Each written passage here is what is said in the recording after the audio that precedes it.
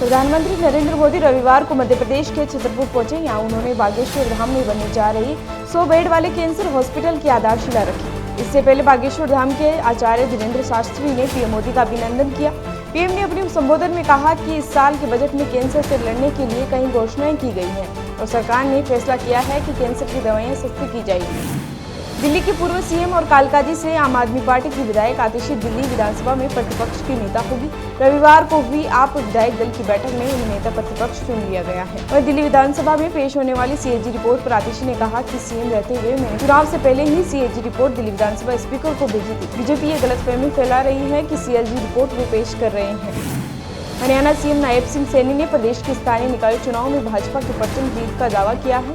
उन्होंने कहा कि हरियाणा में बीजेपी बड़े अंतर से जीतने जा रही है। मैं फरीदाबाद के लोगों को दिल से धन्यवाद देता हूं, जिन्होंने हरियाणा में कमल का फूल खिलाने के लिए बड़ा जनादेश देने का मन बना लिया है। वहीं आगे कहा कि दिल्ली की तरह कांग्रेस यहां भी शून्य पर आउट हो जाएगी।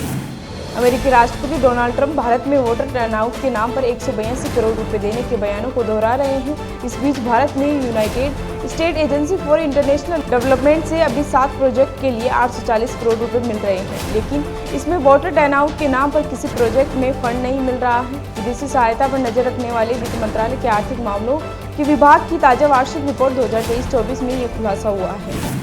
अमेरिका में आयोजित कंजर्वेटिव पॉलिटिकल एक्शन कॉन्फ्रेंस को संबोधित करते हुए इटली की पीएम जॉर्जिया ने दुनिया भर में वामपंथियों पर जमकर निशाना साधा है। अपने भाषण में उन्होंने भारतीय पीएम नरेंद्र मोदी सहित दक्षिणपंथी नेताओं का जिक्र करते हुए कहा कि लेफ्ट में आज इसलिए हताशा नहीं है कि दक्षिणपंथी नेता जीत रहे हैं, बल्कि इसलिए भी है कि वो एक साथ अंतर्राष्ट्रीय स्तर पर काम कर रहे हैं। पीएम नरेंद्र मोदी ने अपने मासिक रेडियो कार्यक्रम मन की बात के तहत देशवासियों को संबोधित करते हुए एक बड़ा ऐलान किया है। प्रधानमंत्री ने कहा कि 8 मार्च को अंतर्राष्ट्रीय महिला दिवस है और इस विशेष अवसर पर मैं अपने सोशल मीडिया अकाउंट देश की उन कुछ प्रेरणा स्रोत महिलाओं को एक दिन के लिए सौंपने जा रहा हूं, जिन्होंने अलग अलग क्षेत्रों में उपलब्धियां हासिल की। विदेश मंत्री डॉक्टर एस जयशंकर रविवार को वाराणसी पहुंचे। यहाँ उन्होंने बीएचयू में काशी तमिल संगम 3.0 में शिरकत की। विदेश मंत्री ने कहा कि वाराणसी दुनिया के सबसे पुराने निरंतर शहरों में से एक है। पूरे भारत के लिए काशी एक प्रकार के सांस्कृतिक चुंबक की तरह है। तमिलों का काशी के प्रति विशेष आकर्षण है।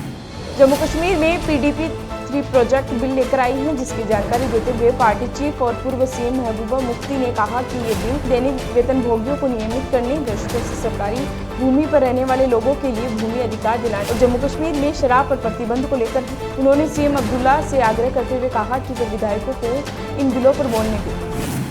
दिल्ली विधानसभा का सत्र आज से शुरू हो रहा है। दिल्ली में विधानसभा चुनाव के बाद ये पहला सत्र है। ऐसे में उपराज्यपाल वीके सक्सेना के संबोधन से सदन की कार्यवाही शुरू होगी। वहीं इसके बाद सरकार LG की रिपोर्ट को सदन में पेश करेगी। वहीं इससे पहले रविवार को हुई भाजपा विधायक दल की बैठक में सीएम रेखा गुप्ता, प्रदेश भाजपा अध्यक्ष वीरेंद्र सचदेवा की मौजूदगी में सदन की रणनीति पर चर्चा हुई।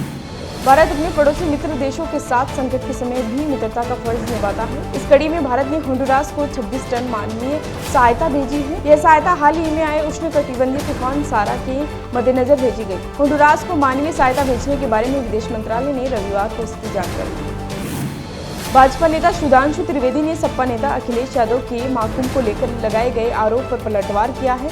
उन्होंने कहा कि अभी तक 60 करोड़ लोग महाकुंभ में स्नान कर चुके हैं। अखिलेश यादव तो पढ़े लिखे हैं। अगर इनमें से 1% श्रद्धालु भी स्नान के बाद बीमार पड़े होते तो 60 लाख लोगों के बीमार हो जाने से देश में हाहाकार मच जाता, जबकि ऐसा कुछ नहीं हुआ है।